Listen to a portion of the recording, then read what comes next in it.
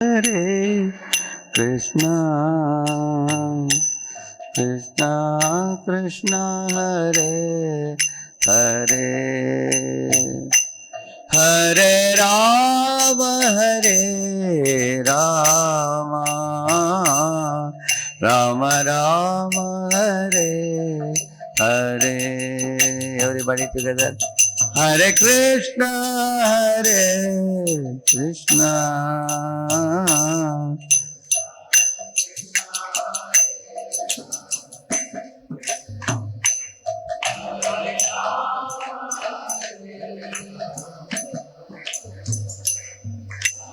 Rama Hare Hare, Hare Krishna, Hare Krishna,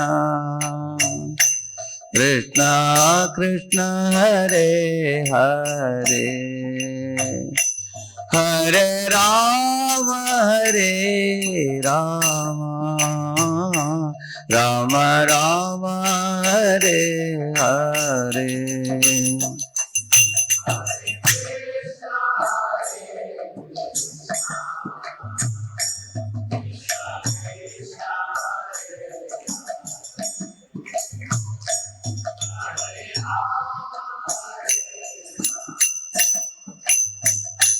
Rama Rama, Hare Hare, Jaya Radha Madhava Kunja Vihari, Gopi Jana Vallabha Girivaradhari, Jaya Radha Madhava Kunja Vihari.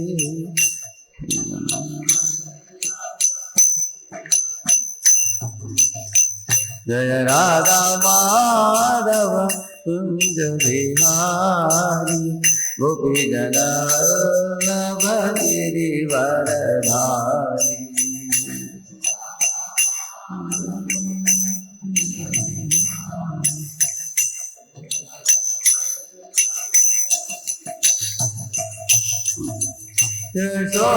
Yashodandara Pradadara Yamuna Tiranakari.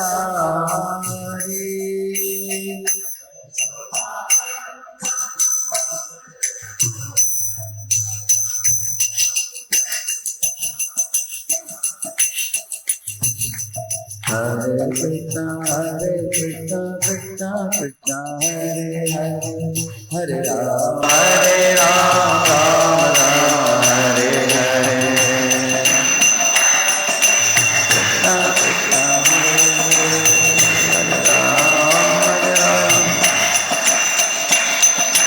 Hare Krishna, Krishna Krishna, Hare Hare, Hare Rama, Rama Rama, Hare Hare.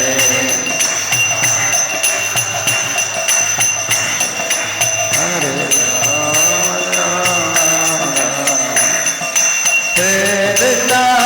Krishna, Krishna Krishna, Hare Hare, Hare Rama, Rama Rama, Hare Hare.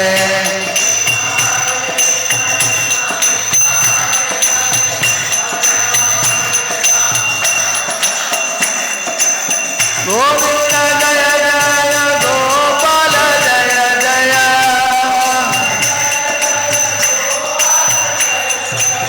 Radha Ramana Hari Govinda Jaya Jaya, Hare Krishna, Krishna Krishna, Hare Hare, Hare Rama, Rama Rama, Hare Hare.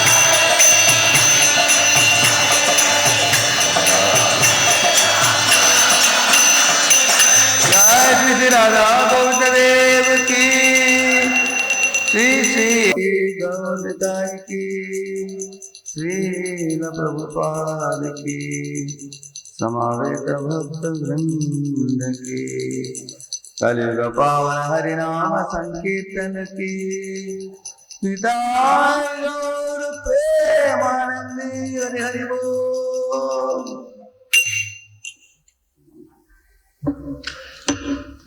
ओम अज्ञानतिमिरन्धस्य ज्ञानाञ्जनशलाकया चक्षुरुन्मीलितं येन तस्मै श्रीगुरवे नमः। श्रीचैतन्यमनोभीष्टं स्थापितं येन भूतले स्वयं रूपः कदा मह्यं ददाति स्वपदान्तिकं। वन्देऽहं श्रीगुरुः श्रीयुतापदकमलं श्रीगुरून् वैष्णवांश्च श्रीरूपं साग्रजातं सहगण रघुनाथान्वितं तं सजीवं साद्वैतं सावधूतं परिजनासहितं कृष्णचैतन्यदेवं श्रीराधापादान् सहगणललिता श्रीविशाखान्वितांश्च नमो ॐ विष्णुपादाय कृष्णप्रेष्ठाय भूतले श्रीमते भक्तिवेदांत स्वामिन्निति नामिने। नमस्ते सारस्वते देवे गौरवाणी प्रचारिणे निर्विशेषा शून्यवादी पाश्चात्य देशतारिणे। नमो महावदन्याय कृष्ण प्रेम प्रदायते कृष्णाय कृष्ण चैतन्य नाम्ने गौरत्विषे नमः। वाञ्छाकल्पतरुभ्यश्च कृपा सिन्धुभ्य एव च पतितानां पावनेभ्यो वैष्णवेभ्यो नमो नमः। जय श्री कृष्ण चैतन्य प्रभु नित्यानंद श्री अद्वैत गदाधर श्रीवासादि गौर भक्त वृंद। हरे कृष्ण कृष्ण कृष्ण हरे हरे, हरे राम राम राम हरे हरे। ओम नमो भगवते वासुदेवाय।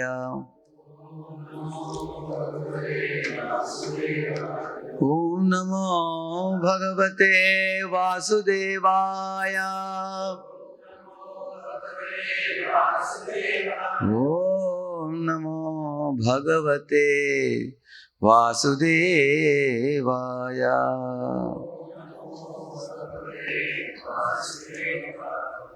हरे कृष्ण हरे कृष्ण। तर आपलं परम सौभाग्य आहे की आज आपल्यामध्ये उपस्थित आहेत श्रीमान राधेश्याम प्रभू। तर श्रीमान राधेश्याम प्रभूंचं आपण श्री गोविंदामध्ये स्वागत करूयात 3 वेळा हरी बोल म्हणून। हरी बोल हरी बोल।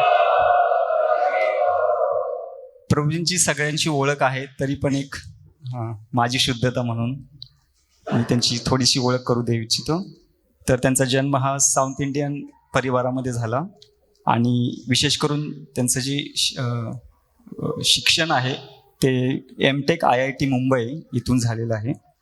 आणि त्याचबरोबर इस्कॉनमध्ये ते विशेष करून परमपूज्य भक्तिरसामृत महाराज यांच्याकडून प्रेरणा घेऊन त्यांनी आपलं पूर्ण जीवन हे आपल्या संस्थेला दिलं आणि गेल्या जवळजवळ 30 वर्षांपासून जास्त वेळ ते या संस्थेमध्ये कार्यरत आहेत। तर असं म्हटलं जातं की जिथेही कुठे आम्ही जातो आणि त्यांना सांगितलं आम्ही पुण्यामधून आलोय, ते म्हणतात पुणे म्हटलं की राधेश्याम प्रभू। तर आणि विशेष करून युथ प्रिचिंगमध्ये जी काही क्रांती आणली ती श्रीमान राधेश्याम प्रभूंनी आणली। पूर्ण जगभरामध्ये आज युथ प्रिचिंगचं जे काही स्ट्रॅटेजी आहे, जे काही प्लॅनिंग आहे, याचं पूर्णपणे पालन केलं जातं आणि वेगवेगळ्या ठिकाणी युथ प्रिचिंग कसं करायचं याचं प्रशिक्षण श्रीमान राधेश्याम प्रभू देतात। माझं परम सौभाग्य होतं, मी ज्यावेळेला ब्रह्मचर्य आश्रम जॉईन केला पहिल्याच वर्षी मला त्यांच्याकडून प्रशिक्षण मिळालं। तर युथ प्रिचिंगमध्ये विशेष त्यांना जीव गोस्वामी अवॉर्ड सुद्धा मिळालं होतं 2005 साली। तर त्याचबरोबर कॉंग्रिगेशन प्रिचिंग, कॉर्पोरेट प्रिचिंग असे बरेच काही प्रिचिंगमध्ये ते कार्यरत आहेत। त्यांनी बरेच ग्रंथ, विशेष करून युथ प्रिचिंगमध्ये कोणकोणता सिलेबस असायला पाहिजे याविषयी त्यांनी पुस्तकं लिहिली। आणि सगळ्यात महत्वाची ओळख जी मी विसरलो ती म्हणजे निगडी इस्कॉनची सुरुवात त्यांच्यापासून झालेली आहे. तर असं बरंच काही आहे, पण आपल्याकडे वेळ कमी आहे. तर असे हे सुंदर व्यक्तिमत्व आपल्याला आज लाभलेलं आहे. तर मी त्यांच्या चरणी विनंती करतो, कृपया त्यांनी आम्हाला मार्गदर्शन करा. हरे कृष्ण. श्रीमान राधेश्याम प्रभू की जय. नारायणं नमस्कृत्य नरं चैव नरोत्तमं देवीं सरस्वतीं व्यासं ततो मुदीरये. नष्टप्रायेषु भद्रेषु नित्यं भागवत सेवया भगवत्युत्तमश्लोके भक्तिर्भवति नैष्टिकी. कृष्णाय वासुदेवाय देवकी नंदनाय च नंदगोपकुमाराय गोविंदाय नमो नमः.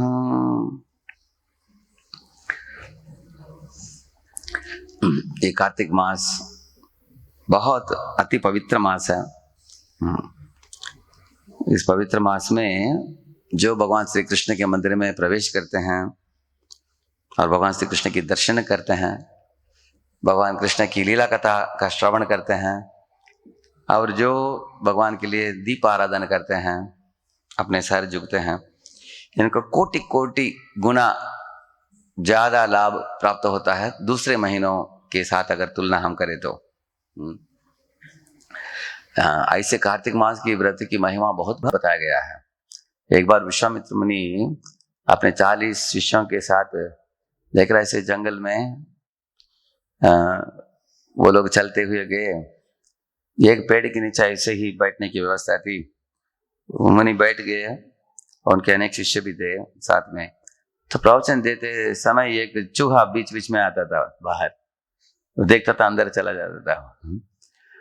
तो वो चूहा जो है प्रवचन के अंत में उसको मानव शरीर मिल गया, उसको वो मुक्त हो गया उसकी अवस्था से. तो बाद में वो मुनि को बोला कि उसको पूर्व जन्म की श्राप थी, वो पूर्व जन्म की श्राप से वो छूट गया सिर्फ कार्तिक मास में कथा श्रवण करके. इसलिए पता नहीं हम लोग इसलिए यात्रा करते समय कहीं भी किसी पेड़ के नीचे बैठकर हम कथा बोलते हैं, क्योंकि पता नहीं कितने चूहे, कितने मच्छर, कितने अलग अलग प्राणियों को मुक्ति प्राप्त हो जाता है ऐसे. तो ये मास बहुत राधा रानी की प्रिय मास है, क्योंकि इस महीने में अनेक लीलाएं हुई है भगवान श्री कृष्ण की इस महीने में. लेकिन आज हम एक खास विषय के ऊपर हम जोर देंगे जो समझने योग्य विषय है. इस दुनिया में अनेक धर्म हैं. अनेक लोग सोचते हैं कि भगवान हमसे बहुत दूर हैं, वो बादलों के ऊपर हैं, अगर हम कुछ पाप करेंगे तो दंड देंगे. इस तरह डर के मारे अनेक लोग अनेक धर्मों में भगवान की पूजन करते हैं. और कुछ कुछ लोग भगवान को भूल कर बुलक्कड़ होकर इस दुनिया में इंद्र तर्पण में लगे रहते हैं. ऐसे भी अनेक लोग होते हैं इस दुनिया में. और कुछ कुछ लोग एक पुण्यात्मा जो होते हैं वो भगवान के मंदिर में जाते हैं, जाकर भगवान को प्रार्थना करते हैं, भगवान को एग्जाम में पास करा दो, उस भाई की नौकरी दिला दो, नौकरी में प्रमोशन दिला दो, उसके बाद विवाह भी करा दो, विवाह होकर 5 साल हो गया बच्चे नहीं हुआ तो बच्चे भी दिला दो. इस तरह प्रार्थना करने वाले अनेक लोग होते हैं. और इन लोगों की कमी नहीं है. 99% लोग धार्मिक लोग ऐसे ही कुछ धार्मिक कार्यक्रम में जुड़े हैं. लेकिन आप लोग भागवत ग्रंथ जो हमारे इस्कॉन मंदिरों में हर दिन सुबह सत्र होता है उसको आप सुनेंगे तो भागवत ग्रंथ एक ऐसे महत्वपूर्ण ग्रंथ है. ये सब पुराणों में से श्रेष्ठतम पुराण है श्रीमद् भागवत. क्योंकि भागवत पढ़ने वालों को एक ऐसे भेंट मिलेगा जो बाकी साधारण धार्मिक जनता को नहीं मिलेगा. एक उदाहरण मैं आपको बता दूंगा, सरल उदाहरण. एक जंगल में एक बूढ़ी स्त्री ऐसे काष्ठ को काट कर अपने कंधे के ऊपर उठाकर जा रही थी. वो बहुत भारी था, वो नीचे गिर गया. तो बूढ़ी स्त्री ने सोचा कि अभी मैं जंगल में कोई नहीं है, कौन मुझे उठाने के लिए मदद करेंगे. तो एक राजा अपने सोने के रथ में सवार होकर आ पहुंचा उधर. तो राजा ने बोला इस बूढ़ी स्त्री को, देखो स्त्री, आज मेरा बर्थडे है, मैं बहुत अच्छे मूड में हूँ, आप जो मांगोगी मैं दे दूंगा। तो बूढ़ी स्त्री बोली राजा को, अच्छे राजन, तुम सही टाइम पर पहुंच गए, अभी भी नीचे गिर गया था, इसको उठाकर ये कंधे में रख दो। ऐसे बोला उन्होंने। जैसे हम लोग कभी कभी बैग उठाते हैं, इधर थोड़ा भारी दर्द होता तो क्या करते हैं, इसको निकाल कर इधर डाल देते हैं। इस तरह भागवत में बताया गया कि इस दुनिया में अनेक लोग भगवान के पास जाते हैं, लेकिन बोलते हैं कि ये थोड़ा समस्या दे रहा है, दूसरा समस्या दो हमको, इधर से उधर। लेकिन अगर राजा आ रहा तो उसको कुछ भी मांग सकती थी ना वो। सारे देश का राजा है वो, मांग नहीं सकी वो कुछ। राजा ने पूछा और कुछ चाहिए क्या? वो बोली कुछ नहीं चाहिए, राजा निकल गया उधर से। हाँ, इस तरह ये कहानी बताया है भागवत में। वो क्या पूछ सकती थी? राजा को बोल सकती थी कि हे राजन, मैं आपसे क्या मांगूंगी, आप तो एक बड़े राजा ऋषि हो, मेरे जीवन में पुत्र नहीं हुआ मुझे, अगर आप जैसे एक पुत्र होता तो कितना अच्छा होता। ऐसा अगर वो बोलती है इसे, तो राजा तो राजा है, वो बोल सकता है ठीक है मैं आपको दत्त में आ जाता हूँ पुत्र के रूप में, है आप चिंता मत करो, आप मेरी माँ बन जाओ। अगर वो माँ बन गई तो वह क्या जंगल में छोड़ेगा? वो उनको अपने रथ में लेकर जाएगा, अपने महल में लेकर जाएगा, उनको अच्छे अच्छे कपड़े देगा, सिल्क साड़ी देगा पहनने के लिए, अच्छे आभूषण देगा, अच्छा भोजन खिलाएगा, उनको राजमाता करके घोषणा करेगा, जैसे जीजाबाई थी राजमाता थी शिवाजी महाराज के। ऐसे सब सुख सुविधा वो दे देगा आसानी से। उनको सिर्फ एक ही चीज बोलना है, उनको मैं आपकी माँ बनना चाहती हूँ बस, मैं नहीं तो आप जैसे एक बेटा चाहिए मुझे। इस तरह वो संबंध जोड़ती थी राजा के साथ, तो उनको प्रेममय संबंध भी प्राप्त हुआ, साथ साथ सुख सुविधा भी प्राप्त हुआ। इस तरह भगवान बोलते हैं कि अगर आपको वरदान चाहिए तो भगवान नहीं मिलते हैं, अगर आपको भगवान चाहिए तो भगवान भी मिलते हैं, वरदान भी मिलते हैं। उदाहरण के लिए जब भगवान आए ध्रुव के सामने, वरदान देकर भगवान अप्रकट हो गए, उसके बाद ध्रुव रोने लगा। ध्रुव बोलने लगा कि बड़ा मूर्खता है, मेरा मूर्खता था, क्योंकि मैं भगवान को मांगता था, भगवान मेरे साथ रहते थे, लेकिन मैं वरदान मांगा, ध्रुव लोग चाहिए, भगवान ध्रुव लोग जगह खुद निकल गए उधर से। इसके बदले सुदामा ब्राह्मण ने क्या किया, जब द्वारका में गया, उधर के द्वारपालों ने पूछा, ए ब्राह्मण, गरीब ब्राह्मण, तुम्हारा फटा कपड़ा है, हड्डी दिख रहा है, तुमको क्या चाहिए बोलो, क्या कुछ पैसा चाहिए क्या तुमको? अगर सोने के सिक्के चाहिए थे उसको अपने हाथ भर के वो सोने के सिक्के देकर उसको बेच देते थे उसको। लेकिन वो बुद्धिमान था, वो क्या बोला उसने, मेरे पुराने मित्र कृष्ण को मिलना है मुझे, गुरुकुल के मित्र, आप मिला दो उनसे। तो ये लोग जाकर बोले कृष्ण को, वो कुछ नहीं चाहता, वो सिर्फ आपको चाहता है। तो उसको कृष्ण भी मिल गए, सब कुछ मिल गया उसको। तो ये भागवत का शिक्षा है। तो बुद्धिमान लोग जो हैं वो भगवान के साथ संबंध जोड़ लेते हैं। लेकिन भगवान के संबंध में, भगवान के साथ हम संबंध जोड़ते हैं, उसमें दो तरीके का संबंध है। एक बोलते हैं परत्वम बोलते हैं, दूसरा सौलभत्वम। ये महत्वपूर्ण विषय है, समझने योग्य है, क्योंकि भागवत ग्रंथ के जो मूलभूत तत्व है कि हम इन दो विषयों को समझ गए तो भगवान के ऊपर हमारे हृदय में प्रेम जग जाएगा। परत्वम का मतलब क्या है? जैसे आप लोग जानते हैं तिरुपति में बालाजी खड़े हैं ऊपर पहाड़ के ऊपर, करेक्ट है ना? तो उनकी दर्शन के लिए अनेक देवी देवता भी आते हैं उधर। जैसे ब्रह्मा आते हैं, इंद्र चंद्र वरुण वायु सब लोग आते हैं उधर। ऐसे एक श्लोक उधर पढ़ाया जाता है वेंकटेश्वर प्रभातम में, कमला कुचूच कुंकुमतो नियतारिणिता तुलनीलतनो कमलायत लोचन लोकपते विजयी भव वेंकट शैलपते सचतुर्मुख षण्मुख पंचमुख प्रमुखाखिल दैवत मौलिमणे शरणागत वत्सल सार निधे परिपालय मां शैलपते। इसका मतलब इस प्रकार है, बालाजी को देखने के लिए कौन कौन आते हैं? चतुर्मुख कौन है? ब्रह्मा जी है। चतुर्मुख षण्मुख कौन है? कार्तिकेय। और पंचमुख कौन है? शिव जी है।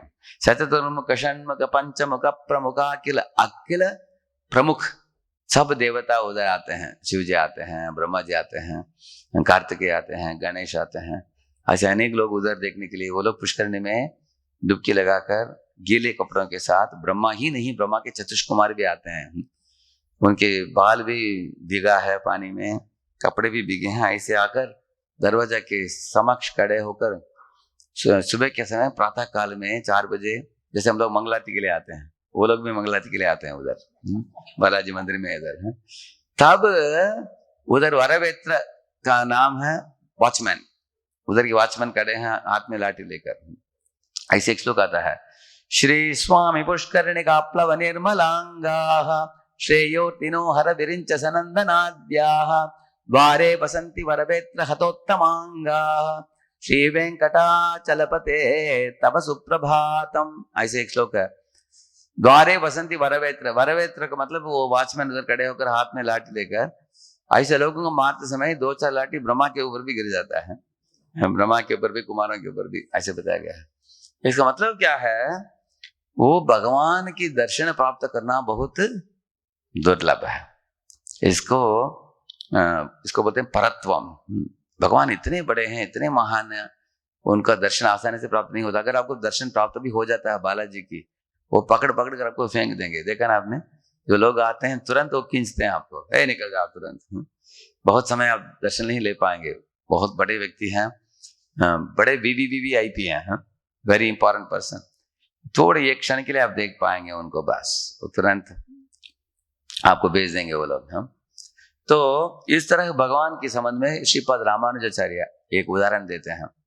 ये हाथी जो होता है बहुत ऊंचा होता है, अगर आप हाथी के ऊपर बैठना चाहते हो तो बैठ नहीं पाओगे आप अपने आप। लेकिन हाथी अगर आपको बिठाना चाहता हो तो वो अपने घुटनियों में खड़े रहता है नीचे, और आपको अपने सूंड से उठाकर आपको बिठा सकता है हाथी। इस तरह भगवान नारायण के बारे में बताते हैं।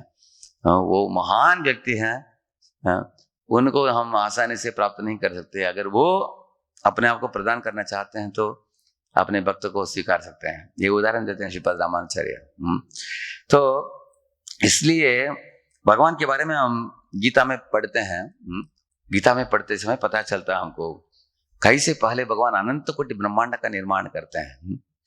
यस्यैक निश्वसित कालमथावलंब्य जीवन्ति लोम विलजा जगदण्डनाथाः विष्णुर्महान् स इह यस्य कला विशेषो गोविन्दमादिपुरुषं तमहं भजामि, गोविन्दमादिपुरुषं तमहं भजामि। बताते हैं कि भगवान महाविष्णु, उनके शरीर के रोम कणों से कोटि ब्रह्मांड निकलते हैं, और एक ब्रह्मांड में एक ब्रह्मा जी हाथ जोड़कर ऐसे पाहिमाम रक्षमाम ऐसे नमस्कार करते हैं विष्णु को। और ब्रह्मांड भगवान जब एक्सेल करते हैं, ऐसे श्वास छोड़ते हैं, ब्रह्मांड निकलते हैं। जब श्वास लेते हैं ब्रह्मांड अंदर चले जाते हैं, और उसका अवधि कितना है, वो करोड़ों साल है उनका अवधि। आप सोच सकते हैं कि महाविष्णु कितने महान व्यक्ति है जिनके शरीर से सब कुछ निकलता है, ऐसे बताते हैं। लेकिन वो महाविष्णु का भी स्रोत्र कौन है, गोविंदम आदि पुरुषम। देखिए इस दुनिया में कुछ भी चीज आप देखते हैं उसका स्रोत्र आप ढूंढते जाओगे, वो अंत तो आप कृष्ण के पास आएंगे। आप जैसे आप दूध पी रहे हो, दूध किधर से आया, गाय से। गाय कैसे दूध दे पाई, घास खाई। घास किधर से आया, बारिश के कारण। बारिश कैसे आई, बादल से। बादल में पानी कैसे आ गया, वो समुद्र के पानी को बाष्प करके बादल में पानी आया। बाष्प किसने किया, सूर्य ने किया।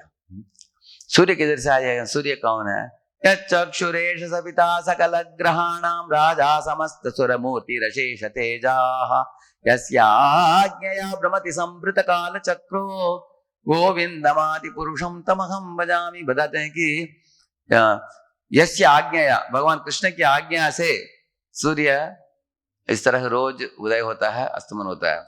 क्या हम कोई सूर्य को हम रोक सकते हैं उदय होने से, नहीं ना, क्योंकि हमारे आदेश के अनुसार चलता नहीं, कृष्ण के आदेश के अनुसार वो चलता है, उदय होता है, अस्तमन होता है। इस दुनिया में हवा बहती है भगवान के आदेश से, इस दुनिया में आग जलता है भगवान के आदेश से, बारिश होता है भगवान के आदेश से, इस तरह धान्य उगते हैं भगवान के आदेश से, मौसम बदलता है भगवान के आदेश से। इस दुनिया में एक पत्ता भी नहीं हिल सकता उनके आदेश के बिना। इसलिए हम उपनिषदों को पढ़ते हैं तो भगवान की भगवत्ता पता चलता है। केन उपनिषद करके एक उपनिषद है, उसमें एक कथा पढ़ेंगे एक समय की बात है कि सब देवी देवता असुरों को पराजित करके जीत गए। अपने अपने बीवी को उन्होंने बोला कि देखो आज हम लोगों ने असुरों को पराजित कर दिया क्योंकि मैं था युद्ध में, मेरे कारण हम जीत गए। ऐसे कौन बोले? सब देव बोले, अपने देवी को बोले सब लोगों ने। तो भगवान कृष्ण ने देखा कि इनको थोड़ा पाठ सिखाना होगा इनको। तो भगवान ने सब देवताओं को बुलाया। उन्होंने पूछा वायु को, तुम्हारा क्षमता क्या है बताओ। वायु ने बोला आपको पता नहीं भगवान, north east monsoon south west monsoon जो हवा बहता है बारिश इत्यादि होता है वो करने वाला मैं ही हूँ। ऐसा है क्या? ठीक है। तृण को डाला भगवान ने सामने, बोला कि इस तृण को हिलाओ। 1 इंच भी हिला नहीं पाया करके, हाँ इसे हवा बहाया। इतने हवा डालने के बाद भी वो एक तृण 1 मिलीमीटर भी आगे नहीं गया। तो उसको इतना शर्म आ गया, अपने सर को झुकते हुए ऐसे भाग गया उधर से। उसके बाद भगवान ने अग्नि को पूछा। अग्नि बोला है भगवान आपको मालूम नहीं, प्रलय काल में, प्रलय के पानी आने के पहले, जैसे बोलते हैं नमस्ते यस्तु भगवान विश्वेश्वराय महादेवाय त्र्यंबकाय त्रिपुरांतकाय त्रिकालाग्नि। काला है ऐसे पता है, कालाग्नि का मतलब है वो अग्नि से ही सब दुनिया तपता है प्रलय काल के पानी के पहले। तो मैं तो इतने शक्तिशाली हूँ भगवान, आप जानते हैं, मैं किसी भी चीज को जलाकर राख बना देता हूँ। तो भगवान ने बोले ये छोटा तृण को तुम राख बनाओ। तो अग्नि सब चारों दिशाओं में उसको घेरने लगा, लेकिन निकट नहीं जा पाया। वो भी शर्मिंदा होकर अपने सर झुककर भाग गया, अग्नि भी। इस तरह एक एक करके देवता को बुलाया भगवान ने। तो उस समय इंद्र पहले से ऑलरेडी चला गया था अपने लोक में, तो उसको संदेश पहुंच गई कि कुछ तो और भी भीड़ भाड़ है इधर, क्या है सोचते हुए वापस लौट आया। तब पार्वती माता खड़ी थी। पार्वती को इंद्र ने पूछा है क्यों इतना भीड़ है उधर, युद्ध तो हो गया अभी। वो बोली कि उधर मत जाओ, भगवान सबको प्रूव कर रहे हैं। एक तृण को डालकर कोई हिला नहीं पा रहा है, जला नहीं पा रहा है, तुम जाओगे तो तुम भी शर्मिंदा होकर भागना पड़ेगा, तुम सब देवताओं के नेता हो, उधर मत जाओ। सुनते इंद्र धोती पकड़कर भाग गया, तुरंत उधर से निकट ही नहीं गया। उस दिन से सारे दुनिया के लोग समझ गए भगवान की इच्छा के बिना एक पत्ता भी नहीं हिलता। Even a blade of grass can not move without the lord's sanction. तो भगवान की भगवत्ता को हम उपनिषदों में पढ़ते हैं, भगवान कितने श्रेष्ठ हैं, कितने महान हैं, हम पढ़ते हैं। देखिए भगवान के आंख हमारे आंख जैसे नहीं है। हमारे आंख जो होते हैं, इन आंखों से अगर देखना हो तो हमें कुछ बाहरी कुछ लाइट की जरूरत पड़ता है, या तो ट्यूब लाइट नहीं तो सूर्य की रोशनी। अमावस्या के दिन क्या हम देख पाते हैं क्या? कुछ नहीं देख पाएंगे, हम किसी को नहीं देख पाएंगे। अमावस्या के दिन हमारे आंख काम नहीं करते, वो अंधेरे में। लेकिन एक्सटर्नल लाइट, कुछ बाहर का लाइट होता तब तो हम देख पाएंगे। हमारे ये कमी है, हमारे आंखों का कमी है। ऐसे अंधेरे में अगर आप चलते हो, सड़क में कोई आता है, ऐसे टुकराते हो, तब वो चिल्लाएगा, तब उसके दांत चमकेगा, तब आप देखेंगे है कोई है सामने है। सॉरी सॉरी सॉरी आप बोलेंगे। हम सूर्य की रोशनी के बिना हम अंधे हैं, ऐसे हमारे आंखें हैं। हमारे कान कितना तीक्ष्ण है आप देखेंगे। देखिए अगर कोई आपके बारे में कुछ, किसी का कान भर रहा है, ऐसे बोलता है वो कुछ, आप दूसरे कमरे में हैं, क्या आपको पता चलेगा? नहीं पता चलेगा। लेकिन कोई बोल रहा है भगवान भगवत नाम में है, वो सुन लेंगे, क्योंकि उनके कान इतने तीक्ष्ण कान है। वो ऐसे कान है कि कोई भी कुछ भी बोल रहा हो वो सुन लेते हैं भगवान। सर्वदा पाणिपादम तत् सर्वतो वक्षि शिरो मुखम सर्वतः श्रुतिमन लोके सर्वमावृत्य तिष्ठति। हे अर्जुन, मेरे सर सब दिशा में है, मेरे आंखें हैं, मेरे कान हैं। ऐसे एक स्थान नहीं है जिधर मैं नहीं हूं, क्योंकि भगवान ने पहले ब्रह्मांडों को रचाया, कोटि कोटि ब्रह्मांडों को। उसके बाद भगवान हर ब्रह्मांड के अंदर प्रवेश किया और गर्भदाक्षय विष्णु के रूप में। उसके बाद भगवान अणु अणु में बस गए और 84 लाख योनियों में बैठे हुए जीवात्मा के हृदय में बस गए भगवान। अभी बताइए किस स्थान में भगवान नहीं है? भगवान सब स्थानों में है। इसलिए गुरुकुल के शिक्षक, एक टीचर ने अपने बच्चों को बुलाकर बोला कि ये बच्चे, आप लोगों को एक काम दूंगा, लेकिन चुपके से खाना, आप कोई देखना नहीं चाहिए, ठीक है? कोई बच्चा एक ब्लैंकेट के अंदर घुस गया, खाने लगा अंदर, कोई नहीं देखेगा मुझे। कोई कमरे के अंदर घुस गया, कोई झाड़ के अंदर घुस गया, सब लोग इधर उधर घुसकर खाकर आ गए। एक लड़का आकर बोला टीचर को, सॉरी सर, ऐसा स्थान नहीं है जिधर भगवान मुझे नहीं देख रहे हैं, सब दिशा में भगवान की आंख ही दिख रहा है मुझे, इसलिए मैं कहा नहीं पाया, अभी वापस लौटा कर लेके आया हूँ। ऐसे गुरु जी को दे दिया। गुरु जी बोले इसको क्लास लीडर बना दो इसको, क्योंकि ये भगवान की आंखों को देख पा रहा है सब दिशा में है, इससे उसको लीडर बनाया उन्होंने। इस तरह भगवान की भगवत्ता के बारे में पढ़ते हैं। देखिए भगवत गीता के 10वां अध्याय में भगवान ने 80 से भी बढ़कर अपने ऐश्वर्यों के बारे में बोला कि मैं जानवरों में मैं कौन हूँ, शेर हूँ, पर्वतों में मैं कौन हूँ, मेरु पर्वत हूँ। ऐसे भगवान एक एक चीज को बताया उस समय। रुद्राणाम शंकरश्चास्मि, इस तरह बताते हैं। अभी पानी, एक कुआं में भी पानी होता है, तालाब में पानी होता है, झील में पानी होता है, लेकिन भगवान ने बोला मैं किस तरह का पानी हूँ, समुद्र, पानियों में मैं समुद्र हूँ। ऐसे इस तरह 80 से ज्यादा ऐश्वर्य के बारे में भगवान बताते हैं। लेकिन 11वें अध्याय में सब सारे ऐश्वर्य को अपने शरीर में दिखाया भगवान ने। उसका नाम क्या बोलते हैं, विश्वरूप दर्शनम। हाँ, तो विश्वरूप दर्शन किधर से निकला, भगवान कृष्ण के शरीर से ही निकला। इसलिए भगवान श्री कृष्ण विश्वरूप का भी स्रोत्र है भगवान, इसलिए विश्वरूप से भी श्रेष्ठ है वो। हाँ, इसलिए विश्वरूप का दर्शन के बारे में गीता में बताया गया है, दुर्दर्शम, बहुत दुर्लभ है। लेकिन कृष्ण के दर्शन को सुदुर्दर्शम बताया गया है। हाँ, विश्वरूप से भी दुर्लभ है। क्यों, कारण क्या है? देखिए अगर विश्वरूप को देखकर कोई भी मान लेगा कि ये भगवान है, करेक्ट है ना, क्योंकि भगवान के शरीर में शिव जी थे, ब्रह्मा थे, इंद्र थे, चंद्र थे, सब देवी देवता थे, समा गए थे उनके शरीर में थे, सब दिख रहे थे, और सब जीवराशियां थी, इस दुनिया के सब ऐश्वर्य थे भगवान के शरीर में। अर्जुन को पता नहीं चला कि कोटि कोटि सर है, कोटि कोटि हाथ हैं, कोटि कोटि पांव है, किधर चालू हो रहा है किधर अंत हो रहा है उनको पता नहीं चला। ऐसी सब दिशा को घेर लिया भगवान ने। अर्जुन ने दंडवत प्रणाम किया चारों दिशा में पता नहीं था उनको किधर दंडवत करना है। ऐसे इतना ही नहीं, भगवान ने काल रूप को भी दिखाया। ये तो विश्व रूप था, काल रूप क्या है, भगवान के आंखों मुख से आग निकल रहा था। भगवान ऐसे जयद्रथ, दुशासन, दुर्योधन, इन लोगों को निगल रहे थे ऐसे, और चबा भी रहे थे ऐसे। और चबाते समय ये खून भी निकल रहा था, तो खून निकलते समय अंदर से जीवन निकलो, ऐसे उसको ले लिए से बोला गया है।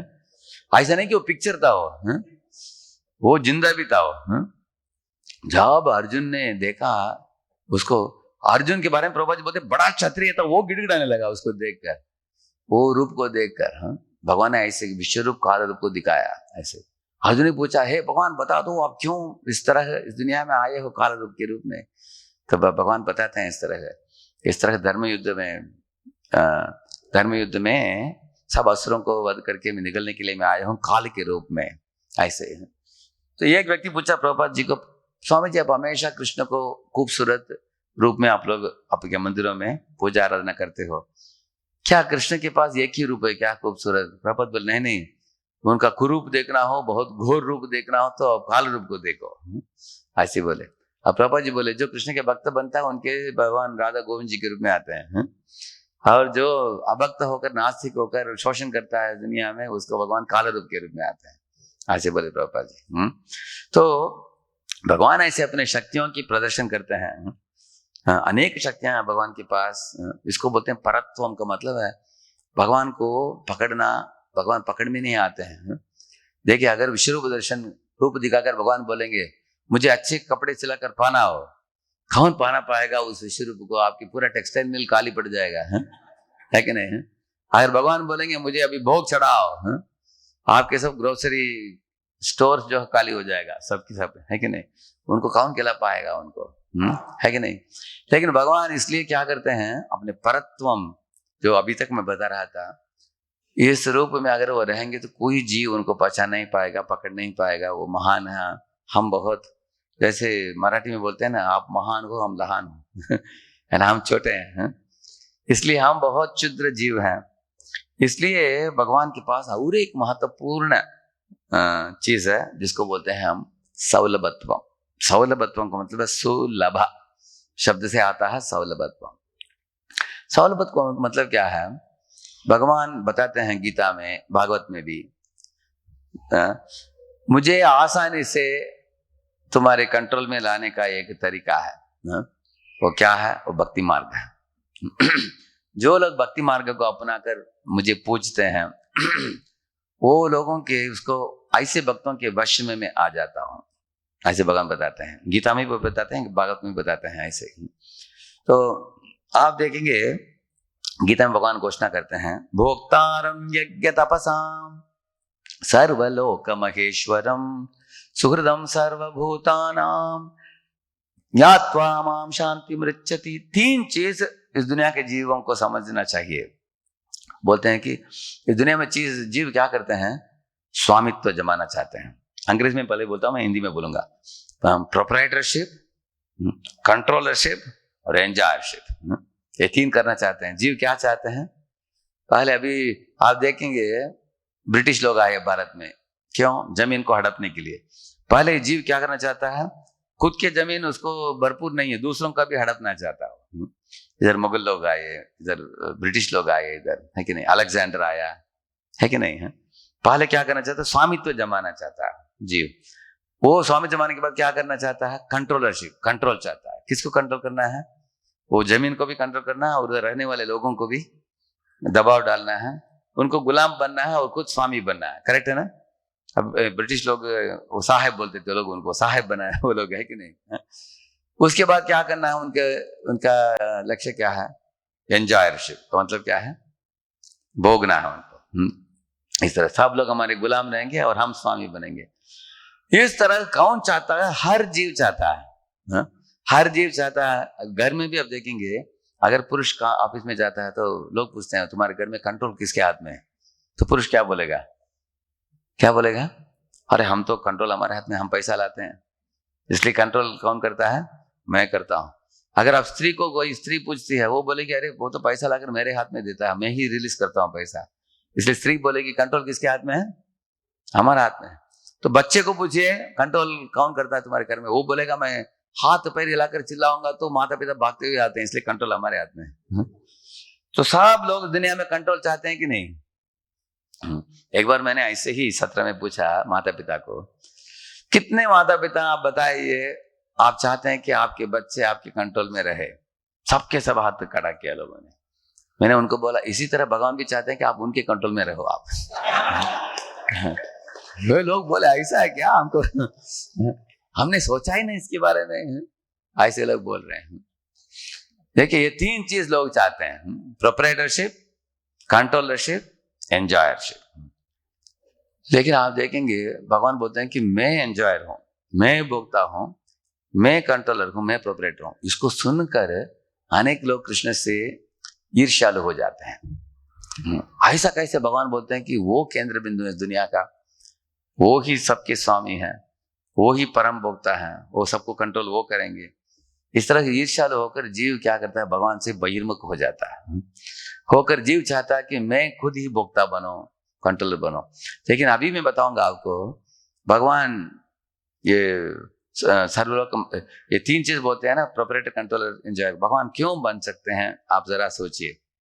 आप देखेंगे भगवान कभी भी इस दुनिया में खुद अपना स्वामित्व नहीं जमाते हैं।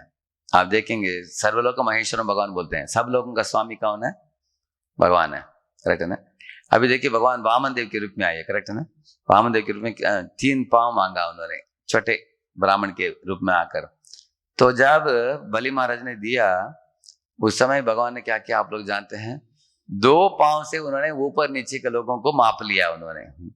वो लेने के बाद क्या किया, अपने पास रखा क्या उसको? वो इंद्र को दे दिया उन्होंने, क्योंकि इंद्र के राज्य को चोरी कर लिया था किसने? बलि महाराज ने। इसलिए उनसे लेकर भगवान ने इंद्र को दे दिया, उसको खुद नहीं रखा।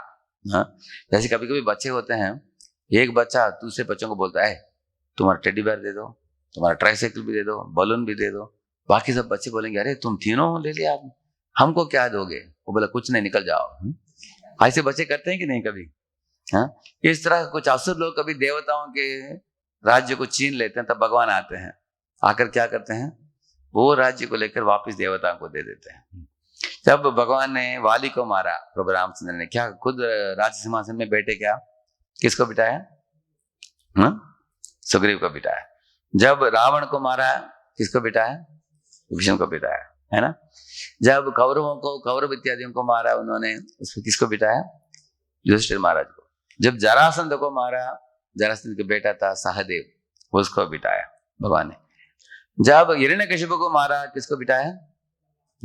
मतलब क्या है, भगवान स्वामी है, फिर भी अपने स्वामी के स्थान को अपने भक्तों को दे देते हैं भगवान। ये उनके बड़ा विशाल हृदय है। हाँ, ये देखिए, इंद्र जो है वो इतना डरपोक है, वो अपने कुर्सी को छोड़ना नहीं चाहता कभी।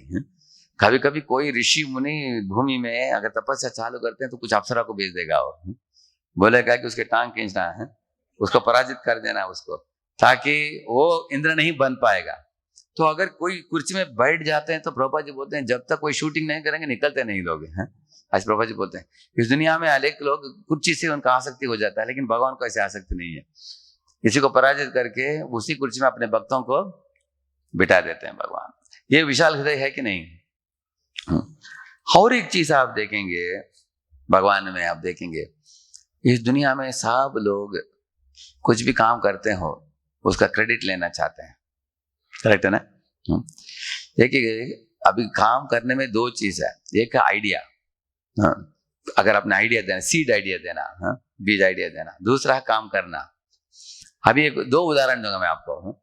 एक है जरासंध की वध में, ये जो था भीम, जरासंध को वध नहीं कर पाया भीम। बहुत समय दोनों का दिनों दिन 28 दिन युद्ध चल रहा था। तब भगवान कृष्ण ने मुस्कुराया, अर्जुन को बोला, उन्होंने ऐसे दिखाया कि जरासंध को एक पांव रखकर ऐसे करके फाड़ता था वो जरासंध को। कौन? भीम। लेकिन बार बार चिपक जाता था, है ना, ऐसे मार नहीं पाया उसको। लेकिन भगवान ने अर्जुन को इशारा किया कि इसको फाड़ते समय ऐसे डालना चाहिए तुमको, ऐसे चिपकेगा नहीं। आइडिया दिया भगवान ने, तो तुरंत पहचान लिया भीम ने, ऐसे किया। उसके बाद क्या हुआ? जरासंध मर गया। लेकिन वापस लौटते समय भगवान ने भीम को पहले भेजा, उनके पीछे अर्जुन को भेजा, बाद में खुद उतरे रथ से, क्योंकि युधिष्ठिर महाराज को देखा उन्होंने, महल के बाहर खड़े थे। युधिष्ठिर पूछ रहे थे, भीम क्या हुआ जरासंध का? भीम ने बोला, वध कर दिया जरासंध को, हो गया। तुरंत भगवान ने, युधिष्ठिर महाराज ने भीम को आलिंगन दिया और शाबाश बोला उनको, भीम तुम जैसे पराक्रमशाली कोई नहीं इस दुनिया में, तुम्हारे हाथ में कोई फंसा तो मरा हो, बच नहीं पाएगा कोई। उनको प्रशंसा किया। उसके बाद अर्जुन को उन्होंने आलिंगन दिया, क्योंकि भीम ने बोला कि हम तीनों गए थे ऐसे। लेकिन भगवान ने लेश मात्र भी क्रेडिट नहीं लिया। लेकिन ओरिजिनल आइडिया किसने दिया? भगवान ने दिया। लेकिन भगवान के आइडिया के बिना भीम मार सकता था क्या? लेकिन आप देख सकते हैं भगवान क्रेडिट के पीछे नहीं है, दे दिया उन्होंने क्रेडिट। ऐसे ही गीता में और एक श्लोक आप देखेंगे, तस्मात् त्वमुत्तिष्ठ यशो लभस्व जित्वा शत्रून् भुङ्क्ष्व राज्यं समृद्धं मयैव एते निहिताः पूर्वमेव निमित्तमात्रं भव सव्यसाचिन्। ऐसे श्लोक बोलते हैं भगवान। हे अर्जुन, देखो इस रणभूमि में बड़े बड़े योद्धा खड़े हैं, लेकिन इन लोगों को मैं पहले से मार चुका हूं। मेरे काल रूप को देखो, जयद्रथ, दुशासन और दुर्योधन और कर्ण, ये सब लोग मेरे मुंह के अंदर जैसे मौत जो है तितली आग के अंदर प्रवेश करता है, इस तरह ये लोग प्रवेश कर रहे हैं, तुम खुद देख लो। तो अर्जुन ने देखा और उसको बड़ा आश्चर्य हुआ, ये लोग अभी जिंदा भी हैं, उधर भी चल रहे हैं, कैसे हो रहा है? क्योंकि भगवान काल रूप में भविष्य में जो होने वाला उसको अभी दिखा दिया। किसको? अर्जुन को। अर्जुन गिड़गिड़ाने लगा उसको देखकर। भगवान बोल रहे हैं कि मयैव एते निहिताः पूर्वमेव, मैं पहले से इनको मार चुका हूं। अर्जुन, तुमको बड़ी बात नहीं करना, तुम एक निमित्त बनकर इनको मारो बस। तुम एक मृत सर्प को वापस पिटाओ, उसको पीटो बस, इतना ही करना है तुमको। ऐसे बोला उन्होंने, मैं मार चुका हूं इनको, तुम चिंता मत करो। ऐसे बताते हैं। तो ये बहुत महत्वपूर्ण बात है कि भगवान काल रूप में असुरों को, अधर्मी लोगों को निगल दिया भगवान ने। फिर भी अर्जुन को एक चांस दिया, उसको यश दिया भगवान ने। जैसे हमारे गांव में एक बार सर्प आ गया हमारे कंपाउंड में, हम सब लोग टेबल के ऊपर चढ़ गए। तब कुछ बच्चे बोले, सर्प आया सर्प आया सर्प आया। क्यों हम टेबल के ऊपर चढ़े? क्योंकि हमने सोचा कि सर्प ऊपर नहीं चढ़ पाएगा, हमको मार नहीं पाएगा। लेकिन 15 मिनट के बाद सब आवाज निकल गया हमारे फ्रेंड से, अरे सर्प मर गया मार दिया उसको किसी ने। हम सब लोग नीचे उतर गए, अपने अपने हाथ में लाठी लेकर भागे उधर। मृत सर्प को हमने 2-4, हम भी 1-2-4 दे दिया उसको। अगले दिन जाकर स्कूल में मित्रों को बोल देगा हमने सर्प को मारा कल हमने। इस तरह आप देखेंगे हम लोग मृत सर्प को मारकर हम यश लेते कि नहीं इस दुनिया में। कितने लोग सहमत है कि हम लोग कभी कभी जो चीज किया भी नहीं हम बोलते हैं कि हमने किया है। करेक्ट होता है क्या नहीं इस दुनिया में? लेकिन भगवान ने असली में मारा इन लोगों को अर्जुन के पहले, लेकिन यश किसको दिया? भगवान ने बोला अर्जुन को यश ही नहीं, अर्जुन तुम सारे दुनिया के राज्य को भी तुम ले लो, मुझे नहीं चाहिए। मैं सिर्फ, आप पांडव मेरे भक्त हैं, आपको सहयोग दे रहा हूं, तुम राज्य को भी, भुंक्ष राज्यम समृद्धम ऐसे बोलते हैं, ऐसे बताते हैं कि यश भी लो राज्य भी लो, और मुझे क्या, मुझे कुछ नहीं चाहिए। ये इसलिए तो भगवान है ना। भगवान क्यों भगवान है? इसलिए भगवान है क्योंकि इस दुनिया में क्रेडिट देने वाला कोई नहीं है। इस दुनिया में सब लोग क्रेडिट चाहते हैं अपने लिए। तो इस तरह ऐसे आप देख अनेक लीलाएं हम बता सकते हैं इस तरह। और भगवान बोलते हैं भोक्तारम यज्ञ तपसा, मैं ही भोगता हूं। करेक्ट है ना? हम सोचेंगे अरे भगवान भोगता है, हम लोग सेवा देते रहेंगे वो खाते रहेंगे, ऐसे लोग पूछते हैं कभी कभी। हमको सेवक बनना है, वो सेवा लेते रहेंगे। अरे ऐसा नहीं। जब भी एक भक्त भगवान को सेवा देता है शुद्ध भक्ति के साथ, भगवान उस भक्त के सेवक खुद बनते हैं भगवान। इसलिए तो अर्जुन के सारथी बने कि नहीं भगवान? करेक्ट है ना? तो अर्जुन शरण गया भगवान किसी चरणों में, बोला कि इस कुरुक्षेत्र रणभूमि में मैं लड़ नहीं पाऊंगा अकेले, आप तो मेरे मित्र हैं, आप मेरे सारथी बनिए और मेरे रथ के घोड़े के लगाम जो आपके हाथ में दे दूंगा, आप जिधर लेके चलना हो चलिए, आप जो दिशा दिखाएंगे उसके अनुसार मैं युद्ध करूंगा। ये भक्त का लक्षण है। भक्त लोग क्या करते हैं? अपने जीवन को भगवान को सौंपा देते हैं। इसलिए एक गीत है, दीन बंधु दीनानाथ मेरे डोरी तेरे हाथ में। मेरे डोरी तेरे हाथ का मतलब है मेरे जीवन का डोरी आपके हाथ में दे दिया, आप जो मार्गदर्शन देंगे उसके अनुसार चलूंगा। क्योंकि भक्त लोग इस तरह चलते हैं, इसलिए भगवान भक्तों के दास बनते हैं। करेक्ट है ना? ऐसे। और भगवान जब खुश हो जाते हैं भक्तों से, इतने भगवान खुश हो जाते हैं, उसको भृत्यवश्यता ऐसे बताया गया है, वो भक्तों के दास बनते हैं। वो देखिए भगवान का एक नाम है अजितम, लेकिन भक्तों के समक्ष भगवान अजितम पराजितम बताया गया है। अजित भगवान भी पराजित हो जाते हैं भक्तों की प्रेम से। तो यह देखा जाता है कि भक्त लोग अपने जीवन की डोरी भगवान को देते हैं, लेकिन भगवान अपने जीवन की डोरी भक्तों को देते हैं। किधर हम देखते हैं? जैसे जगन्नाथ रथ यात्रा में भगवान की रथ का डोरी किसके हाथ में है? भक्तों के हाथ में है। इसलिए भक्त लोग ये भी गा सकते हैं, दीन बंधु दीनानाथ तेरी डोरी मेरे हाथ है ना। वही खींच रहे हैं, रथ खींच रहे हैं भगवान के। इस तरह भक्त और भगवान के बीच में बहुत प्रेममय संबंध है। तो उधर आप लोग देख रहे हैं यशोदा कृष्ण की लीला, वो भागवत के दशम स्कंद के 9वां अध्याय में आता है।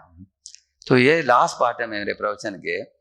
यशोदा माई के बारे में कुछ चीज हम 10 मिनट बोलकर प्रवचन को विराम देंगे, 10-15 मिनट। ये महत्वपूर्ण चीज समझना, क्योंकि भगवान के शुद्ध भक्तों में से जो बहुत गिने चुने महान भक्त होते हैं उनमें से यशोदा मैया एक है। अगर आपको यशोदा की स्टैंडर्ड आपको समझना हो, एक श्लोक है, नेमं विरिंचो न भवो न श्रीरप्यंग संश्रयाः प्रसादम ले विरे गोपी तत्तत् प्राप्त विमुक्तिदात। इस श्लोक में बताया गया कि इस दुनिया में 3 महान लोग भगवान की कृपा पात्र हैं। एक है ब्रह्मा जी, दूसरा शिव जी, तीसरा है लक्ष्मी जी। ब्रह्मा जी भगवान के दास हैं, शिव जी भगवान के मित्र हैं, लक्ष्मी जी भगवान के अर्धांगिनी हैं। लेकिन इन तीनों ने उतना कृपा नहीं प्राप्त किया जितना यशोदा माँ ने प्राप्त किया। ऐसे बताया जा रहा है, ऐसे बताते हैं सुखदेव गोस्वामी। क्यों? ब्रह्मा जी के शब्दों में बोला जाए तो ब्रह्मा जी बोलते हैं, अहो अतिधन्याम व्रजगो रमण्याम स्तन्यामृतम पीतम अतीवते मुदा। बताते हैं कि ये वृंदावन की ब्रज गोपियों में से श्रेष्ठतम गोपी है यशोदा मैया है। भगवान अपने महान रूप इत्यादि को, ऐसे विश्व रूप दर्शन बताया मैंने, बालाजी के बारे में बताया, इस तरह अपने आप को स्वामी के रूप में ना रखकर एक नन्हे मुन्ने बालक बनकर यशोदा के गोद में भगवान लेटते हैं और दुग्धपान करते हैं, स्तनपान करते हैं यशोदा से। इसलिए यशोदा से बढ़कर कोई श्रेष्ठ है गोपी कोई नहीं है, ऐसे बताते हैं। ऐसे एक लीला आता है, आप पढ़ेंगे वृंदावन में जब कृष्ण की अवतरण होता है यशोदा माँ के यहाँ। वो बहुत छोटे बालक थे। उस बालक को देखने के लिए एक योगी बाबा आए थे। योगी बाबा के हाथ में एक त्रिशूल था और डमरू था। डम डम डम डम डम डम डम डम डम डम डम डम डम डम डम ऐसे बजाने लगे वो। तो आवाज, और कभी कभी योगी बाबा लोग रात को 11 बजे आते हैं, देखा ना, 11 बजे 12 बजे, और जब हम लोग आवाज सुनते हैं हम डरते हैं, हृदय कांपता है ना ऐसे। तो यशोदा माँ ने देखा कि कोई तो योगी बाबा आवाज कर रहा है, मेरे लाला डर जाएगा। ऐसा सोचकर तुरंत वो रसोई में गई, बड़े बड़े रोटियां, ब्रज रोटी और साथ में सब्जी लेकर बाहर निकली। बोला योगी बाबा को, आवाज बंद करो, यह रोटी खाओ, निकल जाओ। ऐसे बोली वो, मुझे मालूम है क्यों तुम आवाज कर रहे हो। वो बोला ठीक है मैया, मैं ले लूंगा, लेकिन थोड़ा लाला का दर्शन भी दिला दीजिए। तो इन्होंने देखा कि उनके गले में सर्प है, बहुत बड़ा जटाधारी है, और डमरू लेकर त्रिशूल लेकर घूम रहा है। ये एक योगी बाबा है, उसका वेश देखकर यशोदा माँ ने बोला, मेरे बच्चा लाला तुमको देखेगा तो डर जाएगा, रोएगा वो।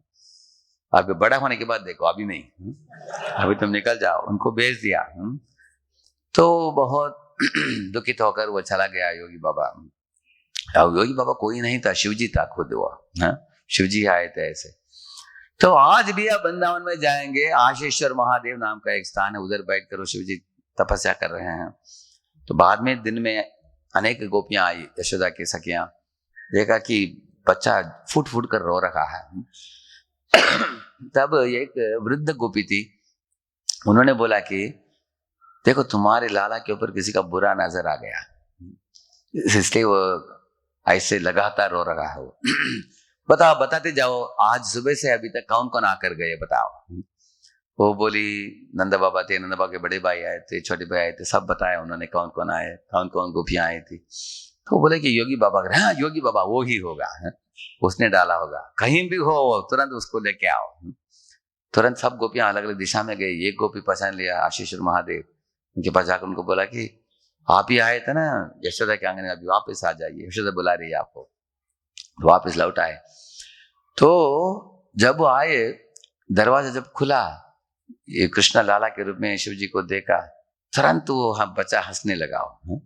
यशोदा माँ को बड़ा आश्चर्य हुआ। जब दरवाजा बंद करती थी वो रोता था बच्चा, दरवाजा थोड़ा खोलती थी वो हंसता था। तब समझ गए कि इन दोनों के बीच में कुछ तो संबंध है। तो तब शिव जी ने बोला, मैं आपने बुला करके मैं आया हूँ, थोड़ा बच्चा के लाला को बाहर लाइए, उनके श्री चरणों को हमारे सर के ऊपर रखिए। तो वो बोली कि आपके सर के ऊपर रखूंगी तो आपके सर के ऊपर क्या बोलते हैं उसको, मकड़ा बोलते हैं, मकड़ा है, सर्प है, इत्यादि है। फिर भी क्योंकि बच्चा फूट फूट कर रो रहा था, उन्होंने ऐसे ही किया तो बच्चा शांत हो गया। तो कृष्ण शिव जी को देख रहे थे, शिव जी कृष्ण को देख रहे थे, उनके बीच में बहुत बड़ा निकटतम मैत्री होता है, वैष्णवा नाम दाशम बोलते हैं। इस तरह से कृष्ण अनेक बाल लीला करते हैं। माँ यशोदा ने बोला उनको, रे रे जोगी नंद भवन में ब्रज में वसन कीजिए, जब जब मेरे लाला रोवे तब तब दर्शन दीजिए, ऐसे बोला उन्होंने। जब भी मेरे लाला रोएगा आप इधर ही कहीं तो निकट रहो, मैं तो आपको पहचान लूंगी, तुरंत लाऊंगी आपको। वो बोले निकट क्यों रहेंगे, आपके आंगन में रहेंगे हम, ऐसे बोले शिव जी। लेकिन दो शर्त है, भगवान कृष्ण के श्री चरण की धूली मुझे रोज चाहिए, चरणामृत चाहिए और उनके महाप्रसाद चाहिए। आज भी आप देखेंगे वृंदावन में वृंदावन के बाहर शिव जी का एक शिवलिंग है उधर।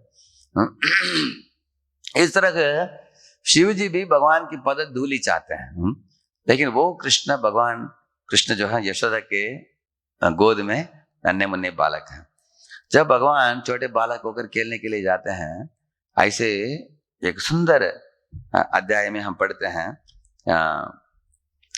एक दिन यशोदा और रोहिणी के पास परमिशन लेकर, अनुमति लेकर कृष्ण बलराम खेलने के लिए गए थे अपने मित्रों के साथ।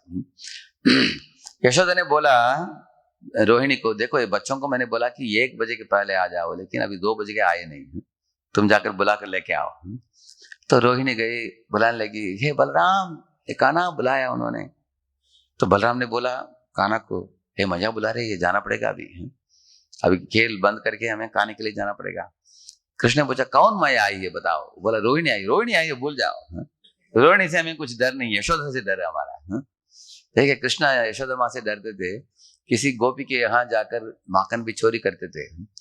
वो गोपी बोलती थी मैं शिकायत करूंगी तुम्हारे बारे में। वो बोलता था कि वृंदावन में सबको शिकायत करो मेरे माँ को छोड़कर, क्योंकि मेरा डर किससे है, सिर्फ माँ से है।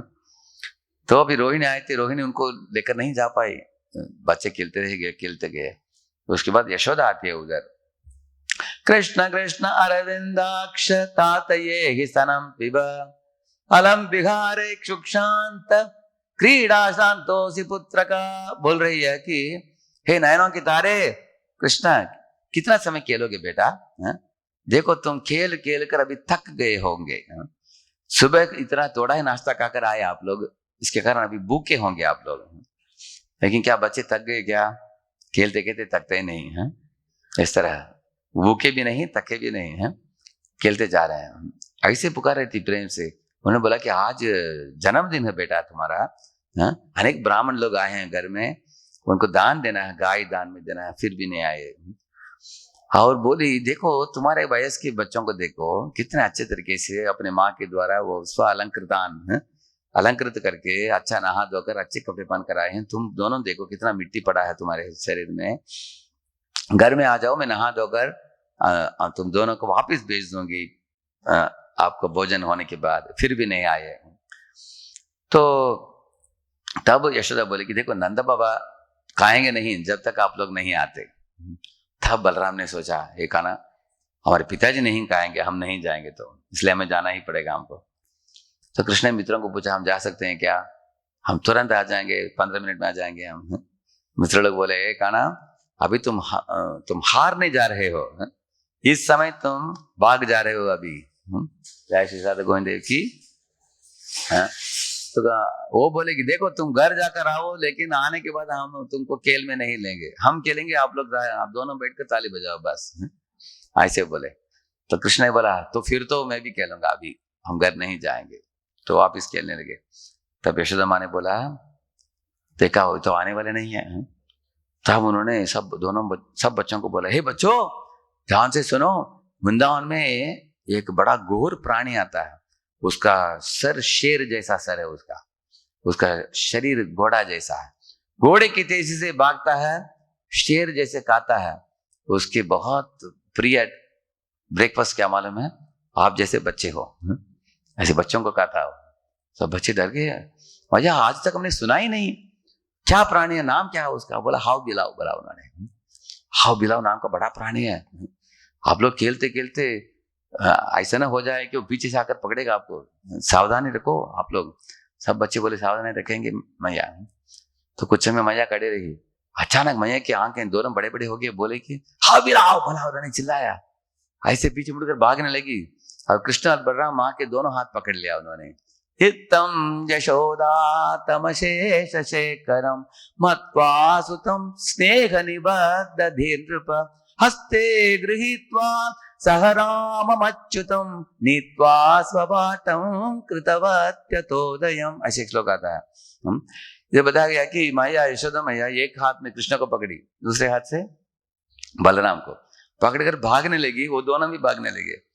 देखिए इस तरह भगवान को पकड़कर खींच कर लेके जाने की शक्ति किसमें था, यशोदा में थी। वो प्रेम का शक्ति है। इस तरह भागती हुई घर में अंदर लेके जाने के बाद बड़ा दरवाजा बंद करके कुंडी लगा दिया उन्होंने। उसके बाद दोनों बच्चों को लेके गई, नहाया धुलाया, सबको अच्छे अच्छे कपड़े पहनकर अच्छे आभूषण पहनाकर दोनों को बिठाया, नंद बाबा के साथ बैठकर खाने लगे। कान्हा ने पूछा बलराम जी को, भैया हाउ बिलाव आया था क्या, पूछा उन्होंने। बलराम ने बोला हाँ आया था ऐसे बोला। हाँ क्या आपने देखा क्या, पूछा। मैंने देखा नहीं, मैया ने देखा, ऐसे बोला। तो कान्हा ने पूछा अच्छा मैया तो देखो मुझे मालूम है, लेकिन आप देखा कि नहीं। मैंने नहीं देखा, बोला। ऐसे बोला कृष्ण ने। मैया बोल रही थी यशोदा मैया, है कान्हा चुप से कहो, चुप होकर कहो, हाँ बिलाव आया कि नहीं, आप लोग आगे, ऐसे बोलिए। इस तरह भगवान एक अज्ञानी बच्चे जैसे बर्ताव कर रहे थे अपने माँ के साथ, क्योंकि प्रेम के वश में आकर। इसलिए बता गया मत्वा सुतम, ये कृष्ण बलराम को माँ यशोदा ने कैसे सोचा कि मेरे ही बच्चे हैं दोनों। मत्वा सुतम स्नेह निबद्ध धीर नृपा, ऐसे बताते हैं सुखदेव गोस्वामी। स्नेह से आप्लावित होकर और उनके बुद्धि में सोचा कि ये मेरे ही बच्चे हैं। मत्वा सुतम, इस तरह की एक ममता के साथ माँ यशोदा ने उनको प्रेम किया। भगवान यही चाहते हैं कि हम लोग मंदिर में जब आते हैं भगवान के साथ हम औपचारिक संबंध जोड़ते हैं। कुछ लोग एक काइन डालकर निकल जाते हैं, कुछ लोग आंख बंद करके प्रार्थना करते हैं, भगवान को देखते भी नहीं अनेक लोग हैं, आंख बंद करके लिस्ट याद करते हैं क्या क्या मांगना अभी भगवान से है ऐसे। लेकिन भगवान को देखना चाहिए, भगवान की प्रशंसा करनी चाहिए, भगवान की लीलाओं का स्मरण करना चाहिए, सारे जुगना चाहिए प्रेम से।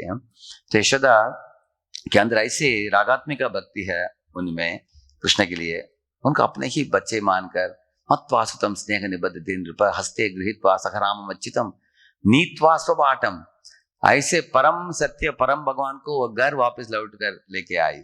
हम बोलते हैं ना back home back to Godhead, लेकिन उन्होंने Godhead back to home लेके गया उन्होंने। ऐसे माँ यशोदा की शक्ति है ऐसे। तो ऐसे ही माँ यशोदा वो अनेक बार सुनती थी अनेक अपने सखियों से कि कृष्ण आकर अलग अलग घर में जाकर माखन चोरी करते हैं। भगवान क्यों माखन चोरी करते हैं? उनके क्या माखन की कमी है क्या? इस दुनिया के सब माखन भगवान से ही आते हैं, है कि नहीं? फिर भी भगवान प्रेम को बढ़ाने के लिए इस तरह की लीला करते हैं। जैसे गोपी किचन में रसोई में बहुत व्यस्त रहती है, कृष्ण क्या करते हैं अपने मित्रों के साथ बच्चों के रस्सी को निकाल देते हैं, छोड़ देते हैं। बछड़े सब अपने माँ गाय के पास दूध पीने के लिए चले जाते हैं। गोपी चिल्लाती है अपने पति को, जाइए जाइए देखिए, खाना आकर सब बच्चों को चिटवा दिया, सब दूध पी रहे हैं, ज्यादा दूध पी लेंगे अच्छा नहीं उनके लिए। तो गोपी भी भागती है पीछे। अभी घर में कोई अंदर नहीं है तो कृष्ण घुस जाते हैं अपने मित्रों के साथ, माखन चोरी कर लेते हैं और गोपी वापस लौट आने के पहले भाग जाते हैं। इस तरह क्यों करते हैं भगवान? प्रेम को बढ़ाने के लिए। तो एक दिन माँ यशोदा ने देखा कि उनके घर में ही चोरी किया उन्होंने, कृष्ण ने। उस दिन माँ ने सोचा अभी बहुत ही शरारती बढ़ गया इसको। तब माँ यशोदा ने, आप लोग जानते हैं क्यों माँ यशोदा ने बांधा, इस तरह बांध रही है रस्सी से? उसका कारण अनेक लोग बोलते हैं कि उन्होंने शरारती ज्यादा किया इसलिए बांधा, वो कारण नहीं है। क्योंकि माँ यशोदा ने उनको डांटा, एक आना तुम माखन चोरी ही नहीं करते हो, तुम झूठ भी बोलते हो। माँ यशोदा ने पूछा कि ये गड़ा से जो गड़ा टूट गया है इधर, तुमने तोड़ा है इसको, इतना टूट कर पूरा छाछ निकल रहा है, क्यों निकल रहा है? कान्हा ने पूछा कि मैया आपके पाँव में बिछिया जो है ना, बिछिया जानते हैं ना आप लोग, बिछिया, आप इधर बैठी थी मेरे साथ, जब आप उठ गई आपके बिछिया ठक करके वो टुकरा गया वो गड़ा से, इसलिए वो टूट गया, मैंने तोड़ा नहीं उसको। तो माँ ने बोला तुम तोड़ते भी हो लेकिन झूठ भी बोलते हो, इसलिए तुमको सुधारना पड़ेगा। इसलिए परम सत्य जो है उसको सत्य कैसे बोलना वो सिखाना चाहती थी वो माँ यशोदा। ऐसे कृष्ण को उन्होंने डांटा कि तुम चोर हो, तुम बंदर के मित्र हो, तुम जंगलवासी हो, इस तरह अलग अलग नामों से उन्होंने डांटा। तब कृष्ण ने माँ को बोला मैया ऐसे तुम आप डांट रही हो, मैं घर छोड़कर भाग जाऊंगा जंगल में, बंदरों के साथ जाकर रहूंगा। ऐसे बोला, माँ डर गई, क्योंकि इस दुनिया में कभी कभी बाल हट बोलते हैं ना, बच्चा जो हट करता करके भी दिखाता है। माँ ने सोचा कि अगर भाग जाएगा तो मैं किधर ढूंढूंगी इसको, इसलिए बांधने का योजना किया उन्होंने। लेकिन परम सत्य को कौन बांध सकता है? बांधना तो मुश्किल बात है, वो दूसरी कथा मैं आज नहीं बोलूंगा, आप किसी और वक्त से आप सुनेंगे दामोदर लीला की कथा। लेकिन यशोदा माँ को कृष्ण को बांधने के लिए सुबह से शाम तक लग गया समय। वो एक रस्सी से बांधा, उसके बाद दूसरी रस्सी से जोड़ दिया, उसके बाद उसके यशोदा के सब सखियों ने रंग बिरंगे रस्सियां लाई, सब जोड़कर भी ऐसे बताया गया कि सैकड़ों हस्ती का मतलब ये, इसको एक हस्ती बोलते हैं। कृष्ण के कमर इतना ही था, लेकिन यशोदा के जो रस्सी जो था वो 100 गुना ज्यादा था इसका। फिर उससे भी बांध नहीं पाई, कारण क्या है? एक विभूति शक्ति है कृष्ण में जो छोड़ा नहीं बांधने के लिए, क्योंकि विभूति शक्ति ने सोचा कि अगर बांध देगी तो कृष्ण घर घर में जाकर चोरी कैसे कर पाएंगे माखन, उनकी लीला में बाधा नहीं आना चाहिए, इसलिए विभूति शक्ति ने उनको बांधने नहीं दिया। ऐसे बहुत मुश्किल से प्रयत्न किया उन्होंने, लेकिन एक चीज हुआ, भगवान ने देखा स्वमातु स्विन्न गात्राया विस्तस्तकबरस्रजा दृष्ट्वा परिश्रमं कृष्ण कृपयासीत् स्वबंधने। बताया कि यशोदा माँ में 4 योग्यता देखा कृष्ण ने। वो 4 योग्यताओं का नाम बोलकर मैं प्रवचन को विराम देता हूं। पहला उन्होंने देखा कि माँ यशोदा बांधते समय मुस्कुरा रही थी।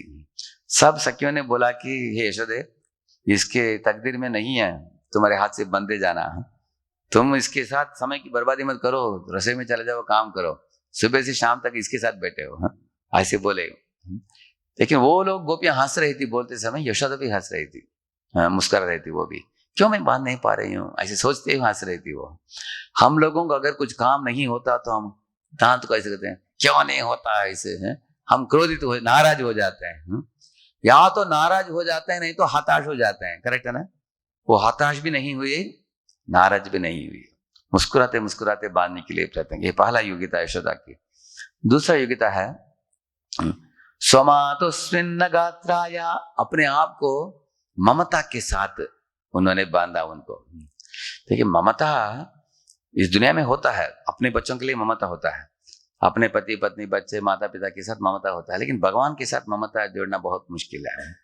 एक जमींदार ऊपर बैठा था, उसकी बेटी आई थी, उसका छोटा बच्चा था, 6 महीने का बच्चा था।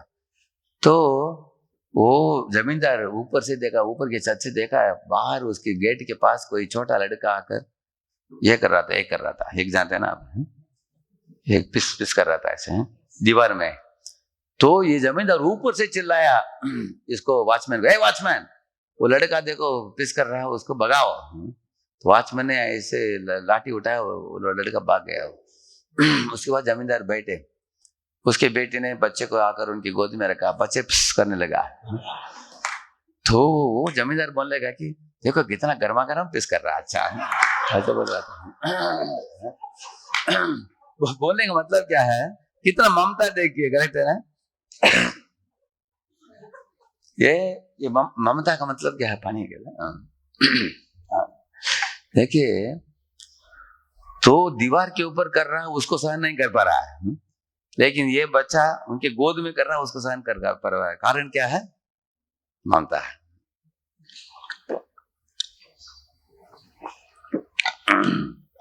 इस तरह का ममता भगवान से हो जाए हमारा, बस हम इसी जन्म में पहुंच जाएंगे भगवान के धाम में, है कि नहीं, है?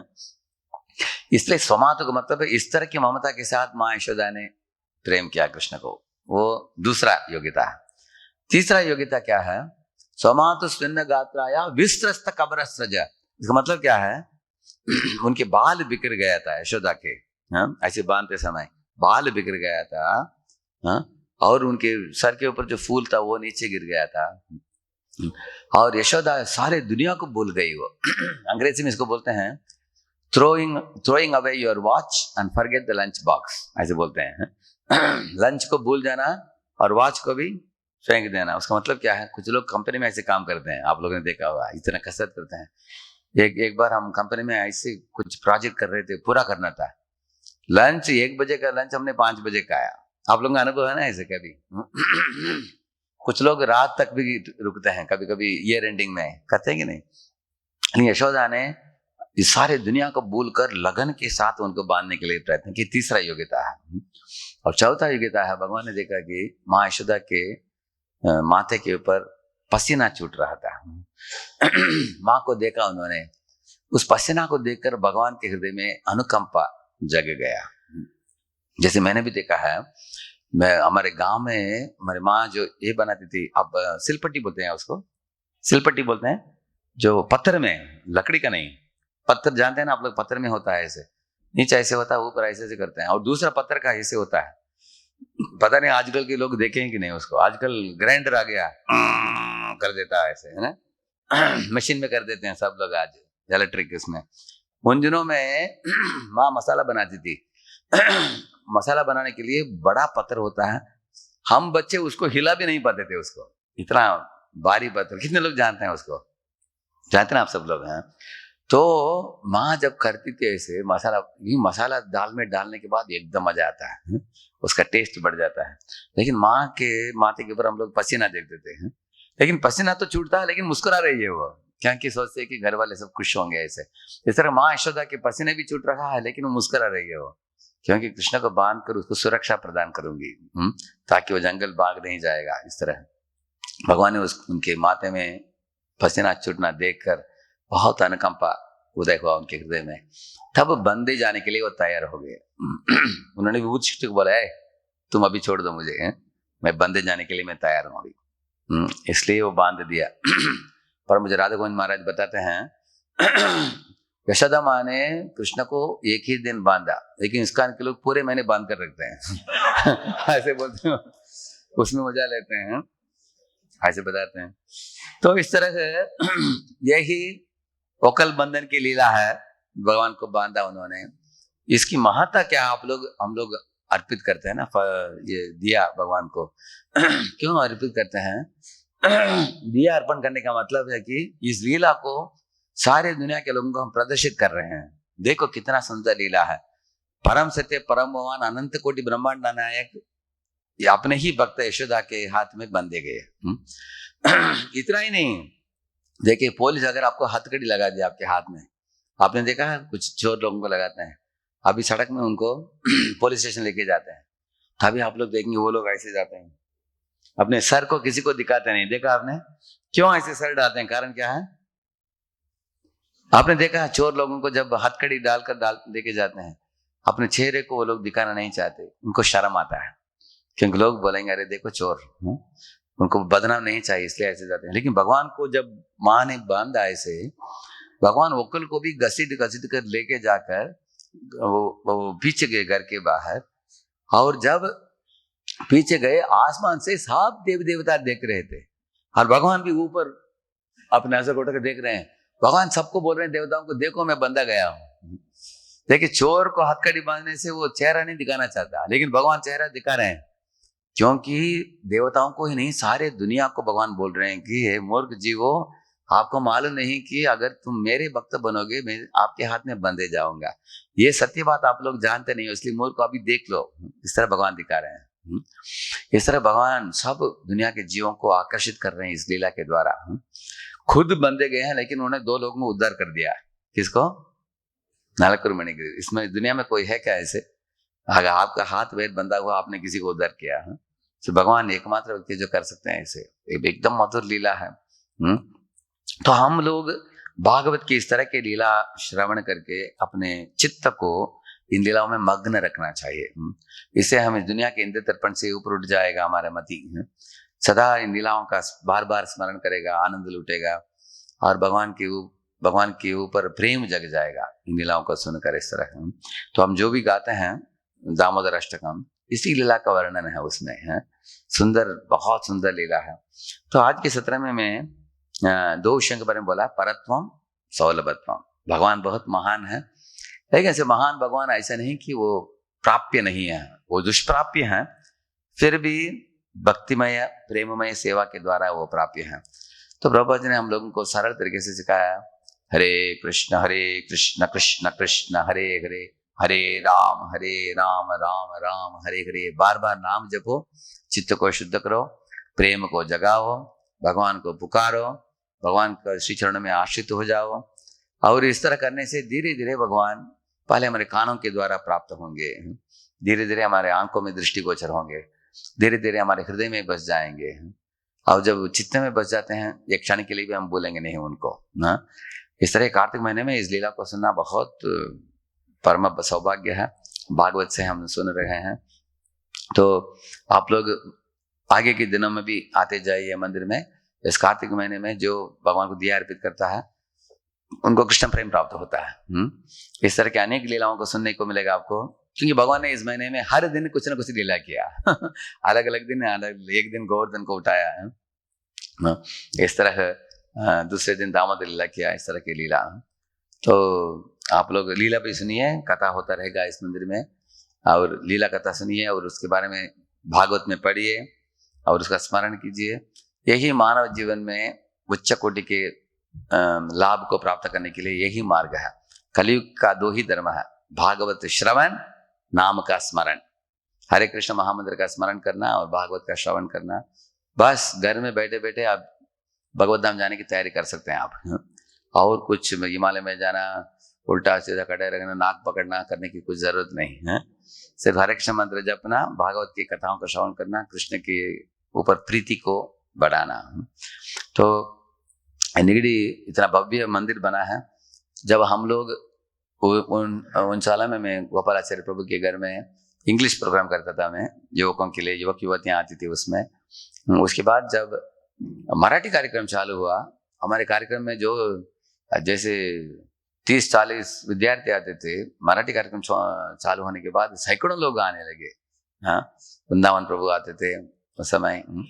और उसके बाद मुंबई से गोविंद प्रभु, श्यामानंद प्रभु और कृष्णानंद प्रभु, ये भी लोग आते थे। निगड़ी कृष्णा मंदिर में करते थे। उधर सच्चा सौदा हॉल करके हॉल था, लेकिन वो हॉल कभी कभी मिलता था, कभी मिलता नहीं था। निगड़ी मंदिर के भी हॉल कभी मिलता नहीं था। उस समय हम लोग, हमारे भक्त लोग आपस में चर्चा करते थे कि मंदिर होगा तो बहुत अच्छा होगा भक्त लोगों के लिए। लेकिन भविष्य में धीरे धीरे भगवान की कृपा से राधा गोविंद जी आ गए, ये जमीन प्राप्त हुआ और इतने सुंदर मंदिर है।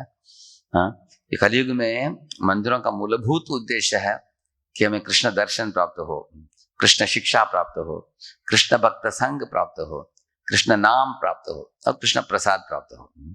तो ये सब पांचों उद्देश्य हमारे इस्कॉन मंदिर में पूर्ति होता है प्रभुपाद जी की कृपा से, उनकी शिक्षा से। और इधर बहुत अच्छे तरीके से प्रचार प्रसार काम हो रहा है अनेक स्थानों में निगड़ी मंदिर से।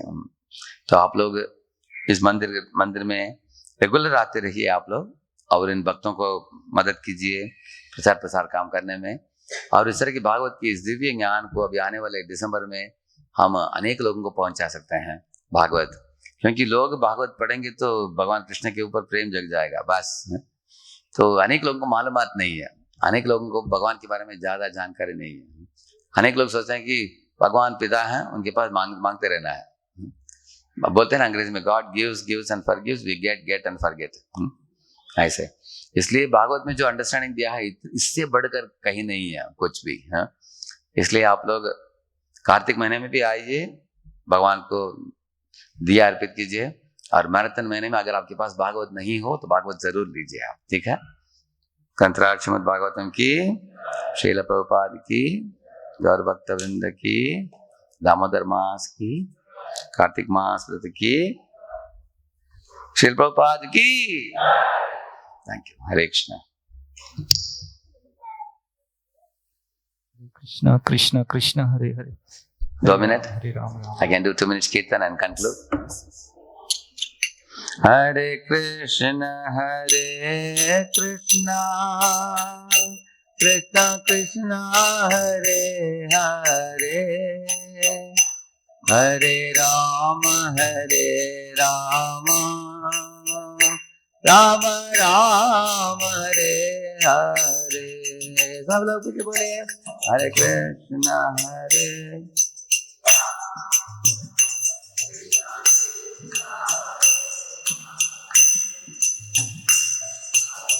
राम, हरे राम,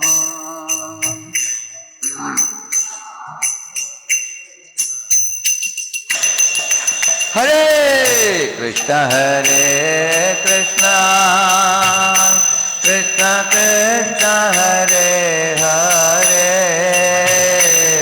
हरे Ram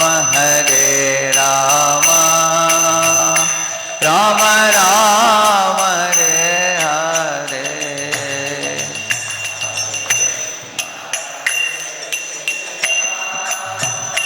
Krishna Krishna Hare Hare Ram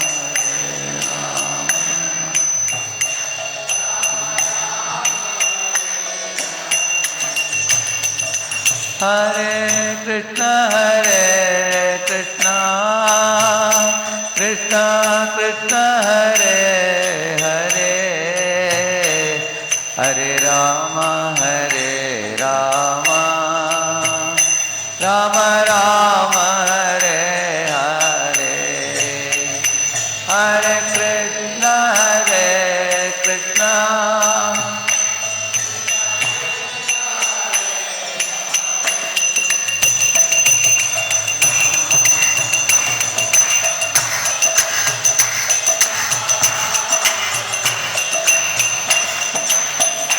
Hare Krishna, Krishna Krishna, Hare Hare, Hare Rama,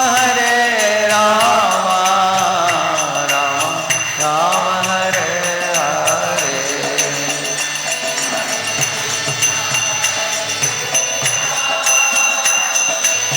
Krishna,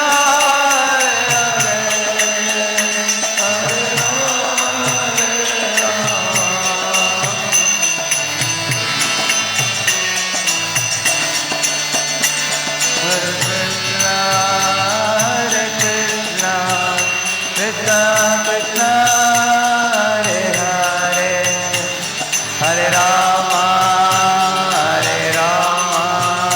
Rama Rama, Hare Hare, Hare Krishna,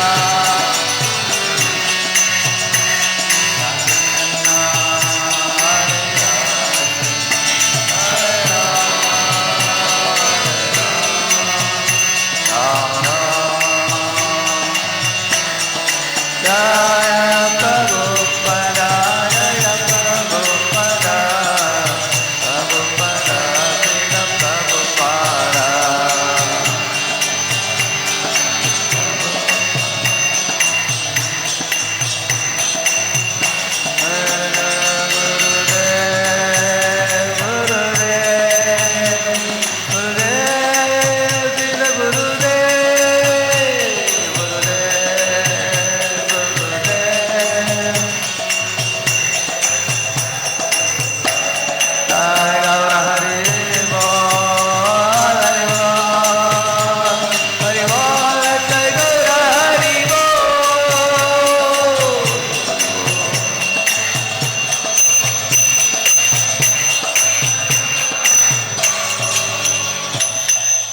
पावन हरि नाम संकीर्तन की, श्री श्री गौर निताय की, श्री श्री राधा गोविंद देव की, श्रील प्रभुपाद की, समावेत भक्त वृंद की, ग्रंथराज श्रीमद् भागवतम की।